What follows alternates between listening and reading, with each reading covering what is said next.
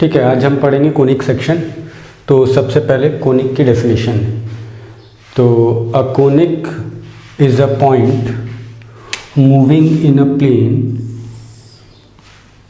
in such a way that its ratio of distances from a fixed point and a fixed line is constant।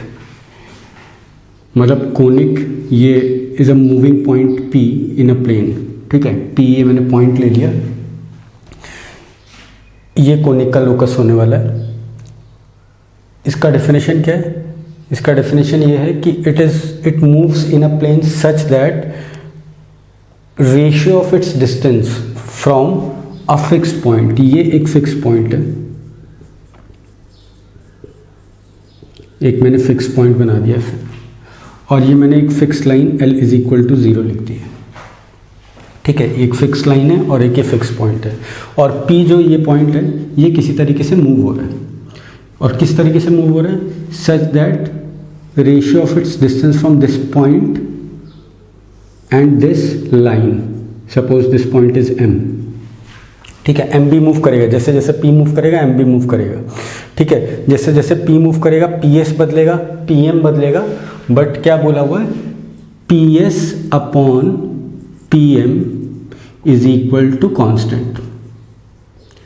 ठीक है, PS upon PM is equal to constant, fixed point से distance upon fixed line से distance. उल्टा मत लिख देना, उल्टा भी कांस्टेंट हो जाएगा, बट फिर वो कांस्टेंट की वैल्यू अलग अलग आने लग जाएगी। ठीक है, तो फिक्स्ड पॉइंट से डिस्टेंस अपॉन फिक्स्ड लाइन से डिस्टेंस, उसका रेशियो कांस्टेंट होता है, और उसको हम किससे डिनोट करते हैं? E से। E का मतलब क्या होता है? इसेंट्रिसिटी।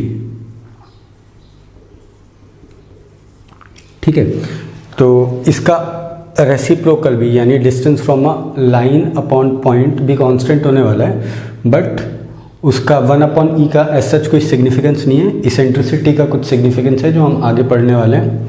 ठीक है, तो ये कोनिक के डेफिनेशन है। अच्छा, ये जो फिक्स लाइन है, this fix line is called directrix, इसको हम डायरेक्ट्रिक्स बोलते हैं। This fix point is called focus, इसको हम फोकस बोलते हैं। ठीक है, और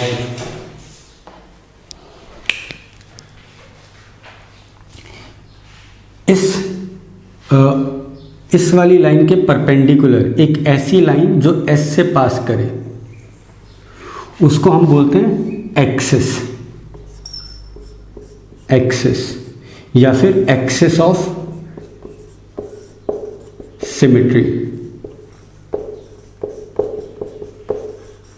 वैसे एक्सिस भी काफ़ी है अपने आप में बोलने के लिए। एक्सिस बोलने का मतलब भी यही होता है कि एक्सिस ऑफ सिमेट्री की बात कर रहे हैं, या फिर केवल एक्सिस बोल दो। अच्छा, ये जो P पॉइंट है, ये तो कोनिक एक कर्व आने वाला है, उसका एक पॉइंट बनाया हुआ है। अब ये पॉइंट मूव कर करके कुछ फिगर बन रही होगी। ठीक है, तो the point where axis cuts curve, point where axis cuts the curve is called vertex, उसको हम vertex बोल देते हैं। तो ये कुछ डेफिनेशन है हमारे पास।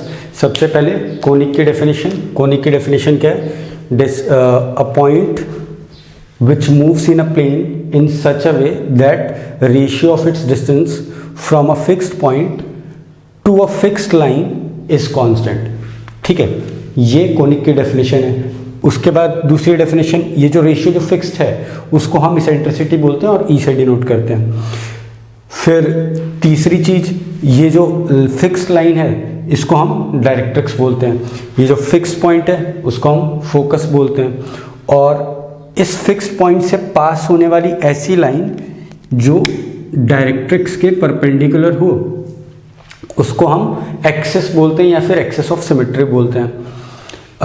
उसके बाद जो हमारा कर्व ट्रेस करके आ रहा है, जो कोनिक जो भी कोनिक हमारा बनने वाला है, वो कोनिक एक्सेस को कहाँ पे कट कर रहा है, जिस पॉइंट पे भी कट कर रहा है उसको वर्टेक्स बोलते हैं। ठीक है, जैसे यहाँ पे मैं इस टाइप की फिगर बना रहा था तो यहाँ कट कर रहा था तो इसको वर्टेक्स बोल देते हैं। ऐसा पॉसिबल था कि दो वर्टेक्स आ जाएं। ठीक है, मतलब यहाँ पे मैंने जो फिगर बनाई है उसके अकॉर्डिंग एक ही जगह इंटरसेक्ट हो रहा है तो एक ही वर्टेक्स है, अदरवाइज मल्टीपल वर्टेक्स भी हो सकते हैं। ठीक है, तो ये हमारी कोनिक की डेफिनेशन हो गई। अब एक जनरल कोनिक की इक्वेशन दिखेगी कैसे? जनरल कोनिक की इक्वेशन, हम इस पॉइंट को अगर h कॉमा या फिर सीधे डायरेक्ट इस पॉइंट को हम चलो h कॉमा के मान लेते हैं, इसका लोकस निकालना है, इसको हम h कॉमा के मान लेते हैं।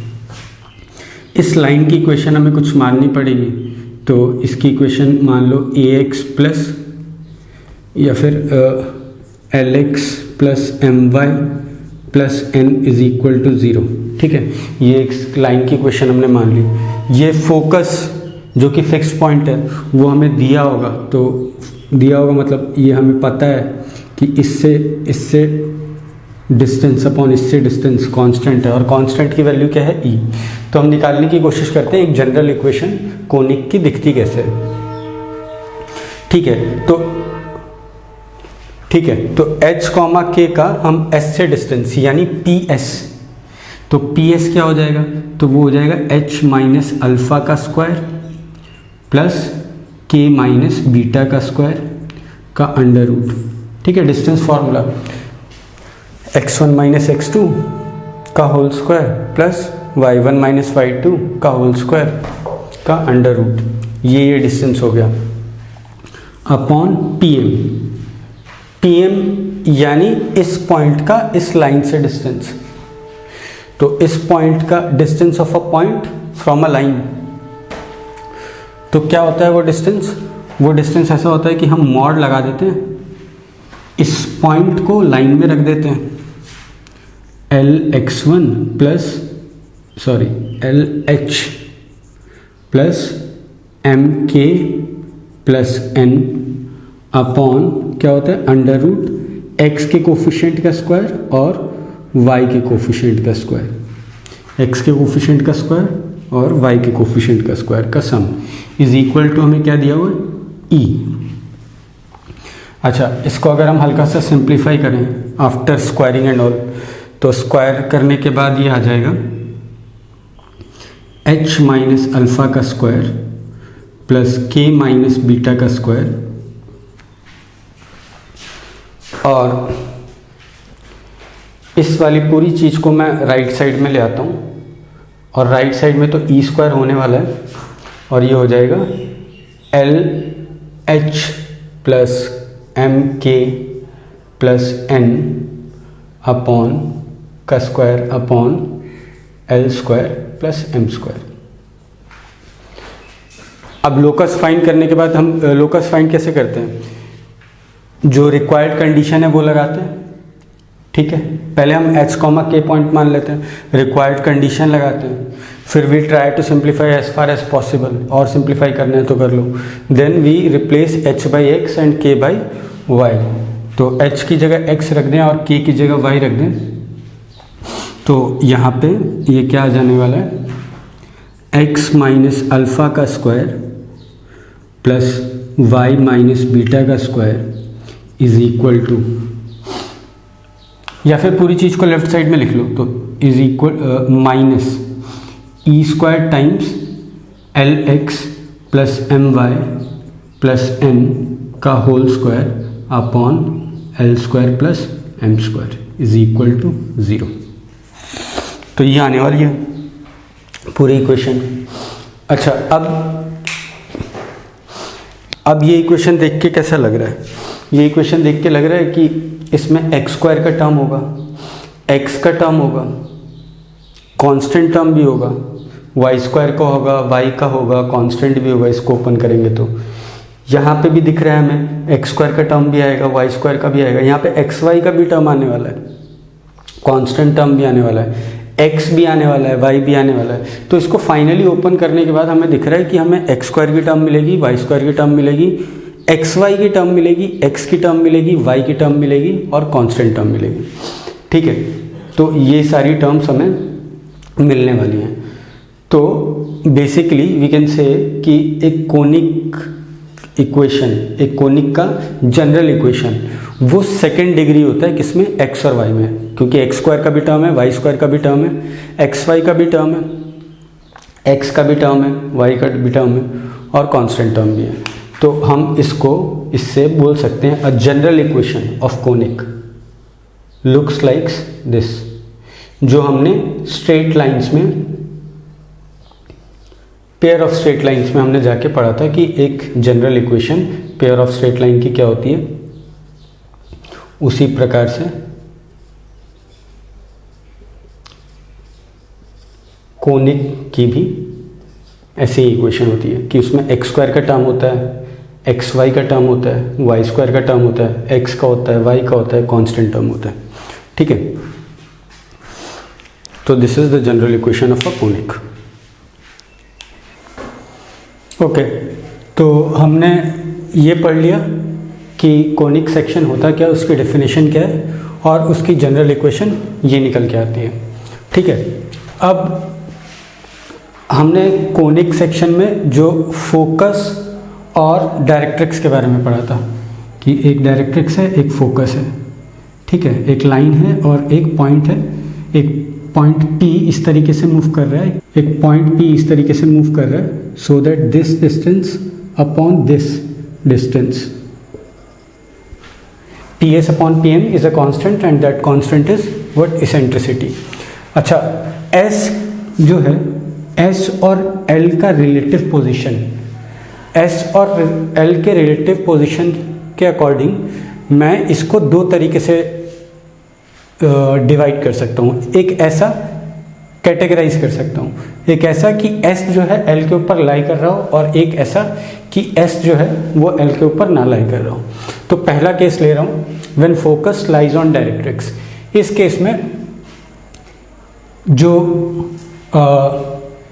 इक्वेशन है that will represent a pair of straight line, pair of straight lines. ठीक है, इस केस में पेयर ऑफ स्ट्रेट लाइन होगा। क्या किस तरीके से होगा अभी हम देखेंगे। अच्छा, यहाँ पे तीन कैटेगरी बन सकती हैं। पहली देखो, जो ये PS अपॉन PM जो था, PS अपॉन PM जो था वो क्या था, एक रेशियो था। और किसका रेशियो था, दो डिस्टेंसेस का रेशियो था। तो दो डिस्टेंसेस का रेशियो तो पॉजिटिव ही होगा। तो मैं तीन कैटेगरी में इसको डिवाइड कर रहा हूँ। पहला, अगर E 1 से बड़ा है। दूसरा, अगर E 1 के बराबर है। और तीसरा, अगर E 1 और 0 के बीच में है। ठीक है, तो हम देखते हैं तब क्या क्या बनेगा, तीनों अलग अलग केसेस में क्या क्या बनेगा। वैसे मैंने पहले बता दिया पेयर ऑफ स्ट्रेट लाइंस बनेगा, लेकिन फिर भी और डीपली इसको स्टडी करते हैं। तो सबसे पहला केस लेते हैं, E इज ग्रेटर देन 1। तो हमसे बोला हुआ है कि एक लाइन है, focus lies on directrix, focus इसी के ऊपर है S। ठीक है, और हमसे बोला हुआ है एक पॉइंट P इस तरीके से मूव कर रहा है, so that PS upon PM, ये डिस्टेंस, ये पॉइंट M मार्क कर लेता हूँ। तो PS upon PM is constant. तो देखो ये is greater than 1, PS upon PM is greater than 1। ठीक है, फॉर एग्जाम्पल लेट सपोज 2 है। तो जो ये पॉइंट मैंने P चूज़ किया है, मैं कोई पॉइंट P इस तरीके से चूज़ कर सकता हूँ कि हाइपोटेन्यूज जो ये इस ट्राइंगल का हाइपोटेन्यूज बन रहा है, इस ट्राइंगल का हाइपोटेन्यूज जो बन रहा है वो इसका 2 टाइम्स हो।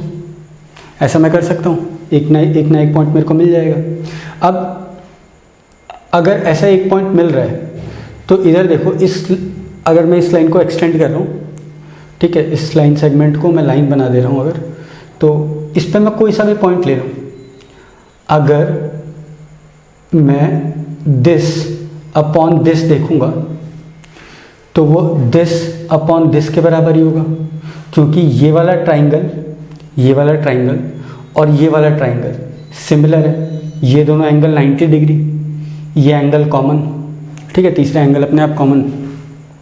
तो ये रेशियो हमेशा जो P S upon P M, जो अगर मान लो 2 दिया हुआ था कि 2 है रेशियो, तो अगर इस पॉइंट के लिए 2 है तो इस पॉइंट के लिए भी ये 2 है, और ये पॉइंट लोगे तो भी 2 है। तो इस लाइन पे कहीं पे भी पॉइंट ले लो, रेशियो कितना आने वाला है? 2 ही आने वाला है, अगर हमने पॉइंट इस तरीके से पकड़ा है, ठीक है। और अगर ऐसे एक लाइन बन रही है जिससे रेशियो 2 है, तो सिमेट्रिकली एक पॉइंट यहाँ पे भी मैं इस तरीके से चूज कर पा रहूँगा कि दिस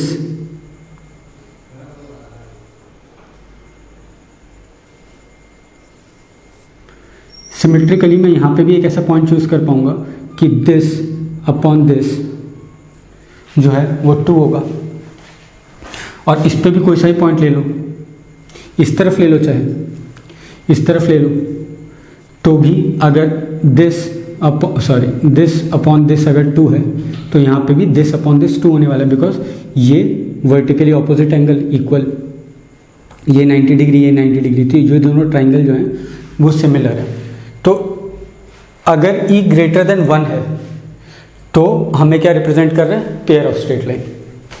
अगर E इज इक्वल टू 1 दिया हुआ है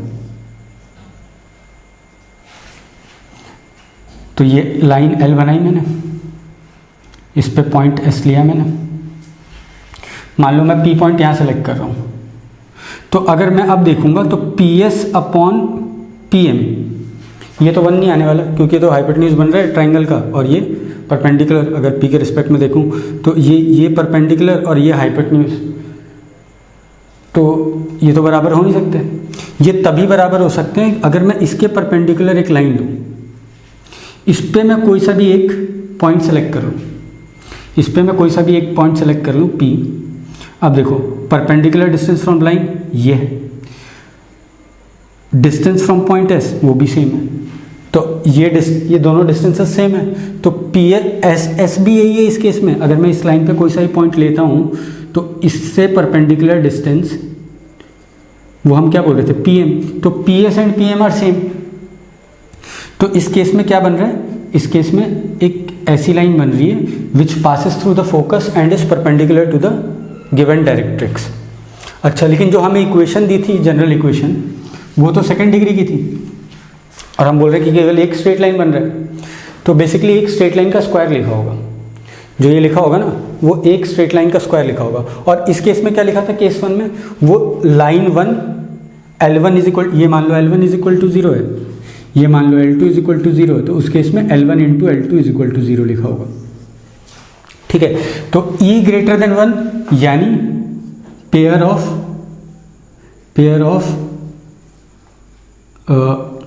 डिस्टिंक्ट स्ट्रेट लाइंस, ठीक है। इसमें पेयर ऑफ कोइंसिडेंट लाइंस। अच्छा, E अगर 0 और 1 के बीच में दिया हुआ है तो 0 और 1 के बीच में अगर मैं इमेजिन करूं तो 0 और 1 के बीच में सोचो, यहाँ पे एक पॉइंट है S, यहाँ मैंने एक पॉइंट लिया P। अब ये बोल रहा है कि P का distance from S divided by distance from line, this upon this, ये 1 से छोटा होना चाहिए। तो ये तो 1 से छोटा हो नहीं सकता कभी। क्यों नहीं हो सकता? क्योंकि लाइन से किसी पॉइंट का डिस्टेंस क्या होता है? वो होता है शॉर्टेस्ट डिस्टेंस। तो शॉर्टेस्ट डिस्टेंस तो तुम्हारा क्या है? PM है, और जो फोकस दिया हुआ है वो लाइन के ऊपर ही दिया हुआ है। तो ये distance perpendicular distance from distance of P from S is going to be greater than और equal to the shortest distance, क्योंकि शॉर्टेस्ट डिस्टेंस जो है वो जो परपेंडिकुलर डिस्टेंस है लाइन से एक पॉइंट का, वो शॉर्टेस्ट होता है। और उसी लाइन पे दूसरा पॉइंट है जिससे हम डिस्टेंस निकाल रहे हैं, तो या तो वो शॉर्टेस्ट के बराबर होगा या शॉर्टेस्ट से बड़ा होगा, है ना। तो 0 और 1 के बीच में ऐसा कुछ हमें मिल नहीं रहा, हमें कुछ फिगर ऐसे दिख नहीं रही कि मैं P यहाँ पकड़ लूँ, यहाँ पे ले लूँ तो PS अपॉन PM जो है वो 1 से छोटा हो जाए, तो ऐसा मेरे को कुछ मिल नहीं रहा। तो इधर हम क्या बोल देते हैं कि ये इमेजिनरी लाइन्स हैं। अच्छा, हमने स्ट्रेट लाइन्स में ये भी पढ़ा था कि ये जनरल इक्वेशन, ये जो जनरल इक्वेशन है स्ट्रेट लाइन की, ये पेयर ऑफ स्ट्रेट लाइन कब रिप्रेजेंट करती है? तो ये पेयर ऑफ स्ट्रेट लाइन हमने कुछ पढ़ा था कि डेल इज इक्वल टू 0 के लिए रिप्रेजेंट करती है। किसके लिए रिप्रेजेंट करती है? डेल इज इक्वल टू 0 के लिए रिप्रेजेंट करती है। और उसमें हमारा डेल क्या होता था? डेल हमारा ऐसा होता था AHG HBF GFC। मैंने बताया था ये डिटर्मिनेंट हमें याद रखना बहुत इंपॉर्टेंट है, ठीक है। ये सिमेट्रिक है अबाउट डायगोनल, है ना, सिमेट्रिक डिटर्मिनेंट है। तो अगर डेल इज इक्वल टू 0 होता है तब ये pair of straight line represent करती है। तो case 1 when focus lies on directrix, तब क्या होगा? तब डेल 0 के बराबर होगा। और अगर इसेंट्रिसिटी 1 से बड़ी है तो pair of distinct straight lines होंगी। अगर इसेंट्रिसिटी 1 के बराबर है तो पेयर ऑफ कोइंसिडेंट लाइन्स होंगी। और वो कौन सी लाइन्स होंगी? That line will pass through the focus and will be perpendicular to the given directrix. और E अगर 0 और 1 के बीच में होगा तो वो इमेजिनरी लाइन्स होंगी, ठीक है। तो ये हो गया हमारा case 1 when focus lies on directrix, ठीक है। ये मैंने केस 2 पूरा लिख दिया है। केस 2 क्या है? When focus does not lie on directrix, जब फोकस डायरेक्ट्रिक्स पे लाई ना कर रहा हो। तो फोकस जब डायरेक्ट्रिक्स पे लाई कर रहा था तो पहली बात तो डेल 0 था, अब लाई नहीं कर रहा तो डेल 0 नहीं होगा। डेल की वैल्यू क्या होती है? तो डिटर्मिनेंट में हमारी AHG HBF GFC, इन सारे केसेस में, ये जितने भी केसेस लिखे हुए बोर्ड पे, इन सारे केसेस में डेल 0 नहीं होगा, यानी ऐसा होगा, ठीक है। तो डेल 0 नहीं होगा। अच्छा, अब ये पैराबोला रिप्रेजेंट करेगा अगर इसका इसेंट्रिसिटी 1 है और h² is equal to AB है। एलिप्स रिप्रेजेंट करेगा अगर इसेंट्रिसिटी 0 और 1 के बीच में और h² लेस देन AB है। हाइपरबोला रिप्रेजेंट करेगा अगर 1 से बड़ा है इसेंट्रिसिटी और h² AB से बड़ा है, ठीक है। और इसका एक स्पेशल केस क्या, अगर एग्जैक्टली E 0 हो गया और कोफिशिएंट ऑफ x² और कोफिशिएंट ऑफ y² यानी A और B, ये दोनों A और B ये दोनों बराबर हो गए और h 0 हो गया, तो ये क्या रिप्रेजेंट करेगा? एक सर्कल रिप्रेजेंट करेगा, ठीक है। तो ये हो गया हमारा when focus does not lie on directrix. अच्छा, ये हम इनके रेस्पेक्टिव चैप्टर्स में पढ़ेंगे जब पैराबोला में पढ़ रहे होंगे। तो पैराबोला की डेफिनेशन से, वैसे कोनिक की डेफिनेशन जो हमारी है कि distance locus of a point moving in a plane such that distance from a fixed point to the distance from a fixed line is constant, है ना।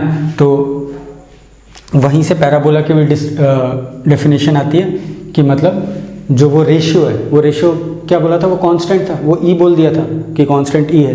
वो E अगर 1 हो जाएगा तो वो पैराबोला रिप्रेजेंट कर सकता है।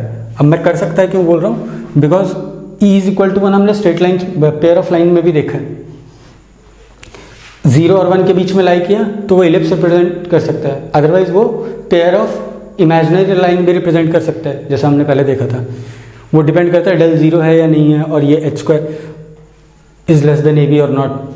अगर E ग्रेटर देन 1 है तो वो हाइपरबोला भी रिप्रेजेंट कर सकता है और पेयर ऑफ डिस्टिंक्ट लाइन्स भी रिप्रेजेंट कर सकता है, ठीक है। जैसे हमने ये देख लिया कि इसेंट्रिसिटी से ही नहीं पता चलता कि कोनिक क्या है, ठीक है। Only eccentricity does not define कि मतलब कौन सा कोनिक आने वाला है। So it also depends upon the relative position of the focus and the directrix. Focus और डायरेक्ट्रिक्स किस तरीके से, फोकस डायरेक्ट्रिक्स के ऊपर है या नहीं है, उसके ऊपर भी डिपेंड करता है, ठीक है। तो किसी ने सीधे सीधे बोल दिया कि ये कर्व है और इसका E जो है ग्रेटर देन 1 है, तो हमें कोई पूछ ले कि मतलब ये कौन सा कर्व है, तो सीधा कोई आंसर कर दे हाइपरबोला, तो नहीं, गलत है। पहले तुम उसका डेल निकाल के देखो, अगर डेल उसका 0 आ रहा है तो वो pair of straight line represent कर रहा होगा, डिस्टिंक्ट लाइन्स रिप्रेजेंट कर रहा होगा, ठीक है। तो ये हमारा कोनिक का इंट्रोडक्शन हो गया। अब हम एक क्वेश्चन ले लेते हैं।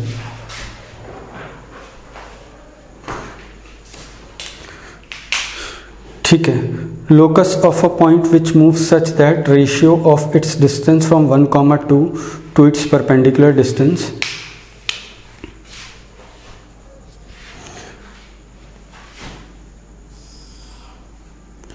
हमें एक लाइन की इक्वेशन दी हुई है। हमें बोला हुआ है कि एक पॉइंट P इस तरीके से मूव कर रहा है कि उसका 1, 2 से डिस्टेंस और इससे परपेंडिकुलर डिस्टेंस का रेशियो √3 है। तो अगेन जो मैंने बोला, गलती कर देते हैं लोग कि 1, 2 से डिस्टेंस है ना, मान लो जो कि 1, 2 से डिस्टेंस और इससे डिस्टेंस का रेशियो कितना है, √3 है, तो हाइपरबोला बोल दिया। लेकिन यहाँ पे चेक करो 1, 2 इसके ऊपर लाई कर रहा है गैस, तो हाँ देखो 1, 2 इसके ऊपर लाई कर रहा है। तो 1, 2 अगर इसके ऊपर लाई कर रहा है और रेशियो √3 है यानी 1 से बड़ा है, तो ये एक पेयर ऑफ लाइन रिप्रेजेंट कर रहा होगा इस तरीके से। तो इसका आंसर हो गया पेयर ऑफ स्ट्रेट लाइन। ठीक है, इसके बाद हम पैराबोला स्टार्ट करेंगे।